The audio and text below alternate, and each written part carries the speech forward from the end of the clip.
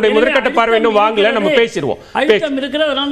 திரு சரவண பெருமாள், தற்போது கள நிலவரம் அப்படின்னு பார்க்கும்போது தற்போது இருக்கக்கூடிய சூழல் என்ன? பாரதிய ஜனதாவுடைய கூட்டணி கணக்கு என்பது தமிழ்நாட்டில் பலிக்குமா? அனைவருக்கும் மாலை வணக்கம். அதாவது இந்த கூட்டணியை பொறுத்த அளவுக்கு ஒரே ஒரு பாயிண்டை மட்டும் நான் கிளாரிஃபை பண்ணிக்கிறேன். அதாவது விமர்சனங்கள் அதிமுகவை தேசிய தலைமை விமர்சிக்கவில்லை, அதே மாதிரி அதிமுகவுக்கு ஆதரவாக இப்போ இந்தியா அலையன்ஸ்லேயே நம்ம பார்த்துக்கிட்டிங்கன்னா ஒரு கட்டத்தில் எப்போ அதிமுக பகிரங்கமாக பிஜேபி கூட்டணியில் எங்கள் கூட்டணியில் கிடையாது, நாங்கள் அதுலேருந்து விலகுறோம் அப்படின்னு சொல்லும் பட்சத்தில் சரத்பவார் என்ன சொல்லியிருக்காருன்னா, அதிமுகவை எப்படி நாங்கள் இந்தியா கூட்டணியில் இணைக்கிறதுன்னு நாங்கள் யோசிப்போம் அப்படின்னு சொல்லி ஒரு தகவல் இருக்கு, பரவலாக பேசப்பட்டது. அப்போ அது நான் 2-3 இன்ஸ்டன்ஸில் அவங்க ஐடியா சொல்லியிருக்காங்க. ஸோ அதிமுகவையும் இந்தியா அலையன்ஸில் சேர்ப்போம். அதே மாதிரி தான் அவர் ஐயா சொன்ன மாதிரி காங்கிரஸ் கடுமையாக அதிமுகவை விமர்சிப்பதில்லை. ஸோ இது என்ன டைனமிக்ஸ்ன்னு பார்த்தீங்கன்னா, இந்த இப்போ இருக்கக்கூடிய சூழ்நிலையில் எப்படியாவது பாரதிய ஜனதா கட்சியை வீழ்த்த வேண்டும் என்ற ஒரு போக்கிலே, மோடியை வீழ்த்த வேண்டும் என்ற போக்கிலே இவர்களுக்கு ஷார்ட் ஃபால் வரும்போது, அதாவது 250 சீட்டு தான் பிஜேபி ஜெயிக்கும் என்ற பட்சத்தில் இங்கே இருக்கக்கூடிய கட்சிகள், அது திமுகவாக இருந்தாலும் சரி அதிமுகவாக இருந்தாலும் சரி, ஒரு 25 சீட்டுகளை கொடுத்து அங்க கூட்டணிகளை சேர்வார்கள். சரி, அதுதான் இவர் என்ன கேட்டார்னா, லாஜிக்கலா பார்க்கணும் அப்படின்னா நீங்க எலெக்ஷன் அலையன்ஸ் அப்படிங்கிற அந்த வியூகத்துல ஒண்ணு பாருங்க, இன்னொன்னு கொள்கை கோட்பாடு அப்படிங்கிற அடிப்படையில் பாருங்க. இப்போ தொடர்ச்சியாகவே தேர்தல் வருவதற்கு முன்னதாகவே திமுக கூட்டணியில் இருக்கக்கூடிய கட்சிகள் மாநில அளவிலும் சரி தேசிய அளவிலும் சரி பாஜகவை பிரதமரை எதிர்க்கக்கூடிய கட்சிகளாக இருந்தவை ஒன்றிணைந்திருக்கிறார்கள் ஒரு பாயிண்ட். இப்ப காங்கிரஸ் ஏன் விமர்சிக்கல அப்படின்னா, இங்கதான் அதிமுக பவர்ல இல்லையே, அதிமுக விமர்சிப்பதில் என்ன நோக்கம் இருக்கு? தேர்தல் கூட்டணி அப்படின்னு வந்தா வேணா அது லாஜிக் அப்படின்னு எடுத்துக்கலாம். ஆனா அப்படி இல்லாததை நம்ம எப்படி அதை பொருத்தி பார்க்க முடியும்? அரசியல்ல பாத்தீங்கன்னா மேல்மட்ட அரசியல் ஒண்ணு இருக்கு, தலைவர்களுக்கு இடையே நடந்து கொண்டு இருக்கக்கூடிய அரசியல் என்பது ஒன்று. இன்னைக்கு கீழ்மட்ட அரசியல்ல மேல அந்த கட்சியினுடைய தலைவர் என்ன சொல்கிறாரோ அதை தான் செயல்படுத்துவார்கள்.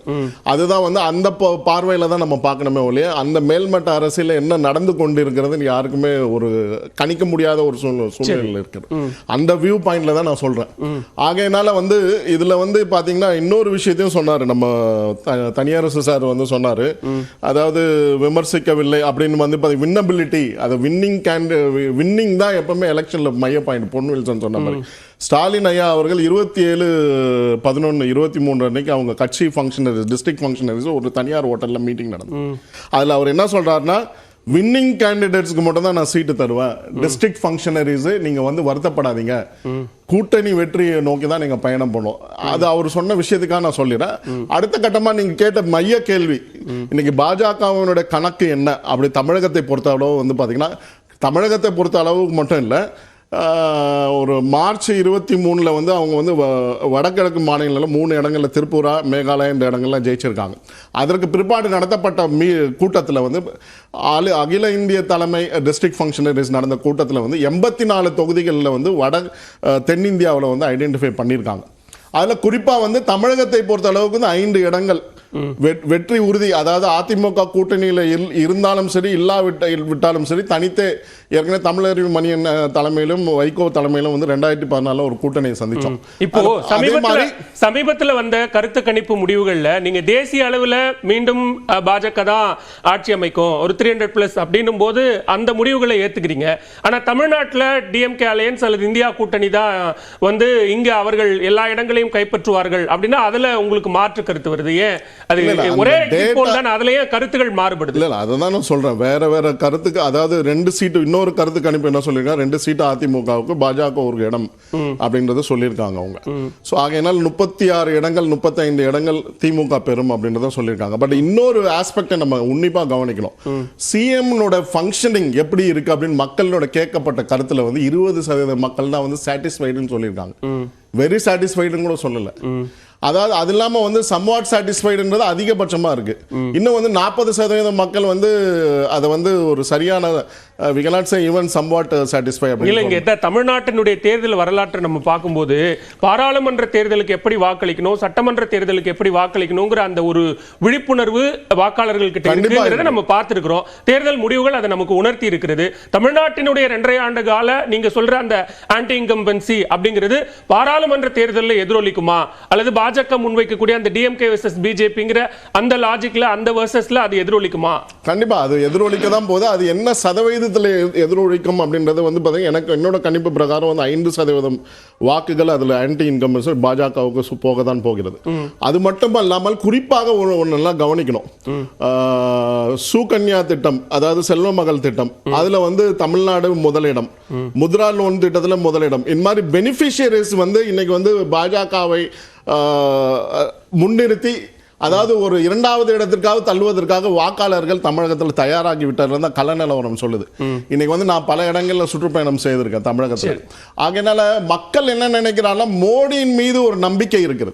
இல்ல இன்னும் கூட்டணியே சரியா அமையல, இன்னும் யாரு அதிமுக கூட்டணிக்கு வரப்போறா, யாரு பாஜக கூட்டணிக்கு வரப்போறாங்கிற அந்த கிளாரிட்டி இல்ல அந்த தெளிவே இல்லாத ஒரு சூழல்ல மக்கள் ஒரு முடிவுக்கு வந்திருக்க முடியும் அப்படின்னா கண்டிப்பா. ஏன்னா நீங்க கேட்ட கேள்வியிலே இருக்கு. அதாவது இந்த தேர்தல் என்பது பாரத பிரதமரை தேர்ந்தெடுப்பதற்காக நடக்கக்கூடிய தேர்தல். தமிழக நீங்களே சொல்லிட்டீங்க, தமிழக மக்கள் ரொம்ப தெளிவா வாக்களிப்பாங்க. இந்த முறை வந்து கண்டிப்பாக தமிழக மக்கள் கிட்டத்தட்ட 25%, 20% 25%. இல்ல அதுதான் நான் கேக்குறேன். அப்படியான ஒரு விழிப்புணர்வு இருக்கிற சூழல்ல இன்னும் அலையன்ஸே ஃபைனலைஸ் ஆகல, இன்னும் அதிலே ஒரு இறுதி வடிவம் கிடைக்காத நேரத்துல மக்கள் ஒரு மைண்ட் செட்டுக்கு வந்துட்டாங்கன்னா அது எப்படி? அதுதான் அந்த நம்மளுடைய இந்த சர்வே ரிசல்ட்ல உன்னிப்பா கவனிக்க வேண்டும். நீங்க வந்து சீட்ஸ் தான் பாக்குறீங்க, பட் அங்க சாட்டிஸ்ஃபேக்டரி லெவல் எவ்வளோ, மக்கள் வந்து எப்படி மோடியினுடைய இமேஜ் எப்படி பார்க்கறாங்க, எவ்வளவு பெனிஃபிஷியரிஸ் இருக்காங்க இந்த டைரக்ட் பெனிஃபிட் ஸ்கீம்ஸ்லயும் சரி மற்ற ஸ்கீம்ஸ் மத்திய அரசாங்கத்துல. இப்போ குறிப்பிட்டு நான் சொல்றேன், இன்னைக்கு வந்து RS பாரதிய தலைமையில வந்து ஃபிஷர்மேன் இதுல வந்து அவங்க டேட்டா சொல்லியிருக்காங்க. 3076 ஃபிஷர்மேன் வந்து இது பண்ணியிருக்காங்க சொல்லு. ராஜ்யசபையில வந்து பாத்தீங்கன்னா ஒரு கேள்வி கேட்டதுல வந்து முரளிதரன் ஐயா அவர்கள் வந்து 5/12/2019 ரொம்ப தெளிவா சொல்லியிருக்காரு. கிட்டத்தட்ட 2000க்கு மேற்பட்ட மீனவர்களை மீட்டெடுத்திருக்கிறோம் அப்படின்னு சொல்லியிருக்காரு. அதுக்கு முன்னாடி டிரான்ஸ்போர்ட்டர்ஸ் கொடுத்திருக்காங்க. அவங்க வந்து சர்வதேச கடல் எல்லைகளை கடக்கக்கூடாது, அது இண்டிகேஷன் கொடுக்கும். இதுக்கு மீள கடந்தீங்கன்னா கண்டிப்பா அங்க இருக்கக்கூடிய ஸ்ரீலங்கன் ஆர்மி பிடிபடுவார்கள் அப்படின்னு. சோ இந்த மாதிரியான டேட்டாஸ் எல்லாம் பார்க்கும்போது எவ்வளவு பெனிஃபிட்ஸ் அங்க தமிழகம், அதாவது எல்லாமே நம்ம வந்து சாகரமாலா திட்டம் இதெல்லாம் வந்து பயன் அடைஞ்சிட்டு தான் வராங்க. முடிச்சேன். அந்த மாதிரியான டேட்டாஸை பார்க்கும்போது இப்ப ராமநாதபுரத்துல கன்னியாகுமரியில மோடி நிற்பாரா 2வது இடத்தில் அப்படின்னு வரும்போது மக்களுடைய எதிர்பார்ப்பு மோடி இங்க நிக்க வேண்டும் அப்படின்ற ஒரு எண்ணம் நிகழ்கிறது. திரு சுகுநாத் திவாகர், இப்போ 10 ஆண்டு கால பாஜக ஆட்சி, நேற்றைக்கும் கூட பாராளுமன்றத்தில் பிரதமர் ஒரு நீண்ட உரையாற்றினார். என்னென்ன சாதனைகள் திட்டங்கள் அப்படிங்கிற ஒரு பெரிய பட்டியல் போட்டார். இங்க 2.5 ஆண்டுக்கு ஒரு ஆன்டி இன்கம்பன்சி பேசும்போது 10 ஆண்டுக்கான ஒரு ஆன்டி இன்கம்பன்சி பேச முடியாதா, அது எதிரொலிக்காதா? ஆனா அப்படியான ஒரு சூழல் இல்லை அப்படிங்கிறாரு. இல்லை, கண்டிப்பாக வந்து 10 ஆண்டு கால அதிருப்தி அப்படிங்கிறது இந்தியா முழுக்கவே எதிரொலிக்கும். நீங்கள் தமிழ்நாட்டையும் அல்லது வட மாநிலங்களையும் ஒப்பிட்டு பார்க்குறப்ப நமக்கு வித்தியாசம் தெரியும். இப்போ சனாதன எதிர்ப்பு அப்படிங்கிற ஒரு விஷயத்தை பற்றி பேசுகிற பொழுது வட மாநிலத்தில் இருக்கக்கூடிய காங்கிரஸ்காரர்கள் கூட ஏன் இவ்வளவு தூரம் போகணுமா, அது வந்து இந்து ஓட்டு வங்கியை பாதிக்கும் அப்படின்னு அச்சப்படுவதற்கான ஒரு காரணங்கள் இருக்கிறது வட மாநிலங்கள். நீங்கள் தமிழ்நாட்டில் நிலைமையை பார்த்தீங்கன்னா ரஜினிகாந்த் சங்கி இல்லைன்னு சொல்லி ரஜினிகாந்த் பொண்ணே சொல்லக்கூடிய ஒரு சூழல் தான் இங்கே இருக்கிறது. பிஜேபி ஐடியாலஜி இங்கே முன்வைத்தால் வெற்றி பெற முடியாது அப்படிங்கிறதுல எல்லா கட்சிகளும் தெளிவாக இருக்கிறது. அதிமுக உணர்ந்திருக்கிற காரணத்தால் தான் பிஜேபி வந்து பக்கத்திலே அவங்க நெருங்க அனுமதிக்கல. சிறுபான்மையினர் வாக்கள் தான் எங்களுக்கு வேணும், பிஜேபி வந்து நாங்கள் இவ்வளவு வாக்களை இழந்து விட்டோம் அப்படிங்கிறனால தான் மறுபடியும் எஸ்டிபியோட அவங்க வந்து மாநாடுகளில் கலந்து கொள்வது, இஸ்லாமிய சிறைவாசிகள் விடுதலை செய்யப்பட்டாங்கன்னா அதை தங்களுடைய வெற்றியாக அவர்கள் முன்வைப்பது, இந்த மாதிரியான விஷயங்கள் எல்லாம் அவங்க பண்ணிக்கிட்டு இருக்கிறாங்க. நீங்கள் பிஜேபி பொறுத்தவரைக்கும் கடந்த 3 வருஷமாகவே வந்து நாங்கள் வளர்ந்து விட்டோம்னு சொல்லிட்டே இருக்காங்க.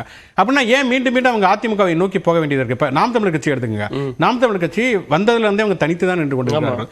இப்போ முதல்ல 2014 1.1 வாங்குறாங்க. அதுக்கப்புறம் 3%, கடைசி தேர்தலில் 7% வாக்குகள் அவங்க வாங்கியிருக்காங்க தனியாக நின்று. ஆனால் பிஜேபி இது வரைக்கும் அவங்க தனிச்சு நின்று 3%க்கு மேலே வாக்கு வாங்கினதே கிடையாது. வந்து 2019 இந்த மக்களவை தேர்தலில் சார் சொன்னார் இல்லையா, பாமக இனிமேல் நடக்கும் அப்படிங்கிறாங்க. நாங்க ஸ்ட்ரென்தன் பண்ணிக்கிட்டு இருக்கிறோம், இனிமேல் அது நடக்கும் அப்படிங்கிறாங்க. 2 ஆண்டுகளுக்கு முன்னால் உள்ளாட்சி தேர்தல் வந்தது. உள்ளாட்சி தேர்தலில் பிஜேபி தனித்து நின்றது. சொன்னாங்க நாங்க தான் 3வது இடம். அது அத்தனையுமே பொய். அப்பெல்லாம் கிடையவே கிடையாது. அவங்க 2011 அவங்க வெற்றி பெற்ற இடங்களின் சதவீதத்தை விட 2021 பிஜேபி வெற்றி பெற்ற இடங்களுடைய சதவீதம் 1.1% மட்டும் தான் அதிகரித்திருக்கிறது. 2011 பிஜேபி மோடி மத்தியில் ஆட்சிக்கே வரல. தமிழ்நாடு பிஜேபியில் தலைவர் யாருன்னே தமிழ்நாட்டு மக்களுக்கு தெரியாது. ஆனால் 10 ஆண்டுகள்ல மோடி வந்திருக்கிறாரு. தொடர்ச்சியாக சோசியல் மீடியாவில் இருந்து பிரஸ் மீட்ல இருந்து தொடர்ச்சியான சர்ச்சைகள்ல தமிழ்நாடு பிஜேபி இருக்கிறது. வேல் யாத்திரை நடத்திருக்காங்க.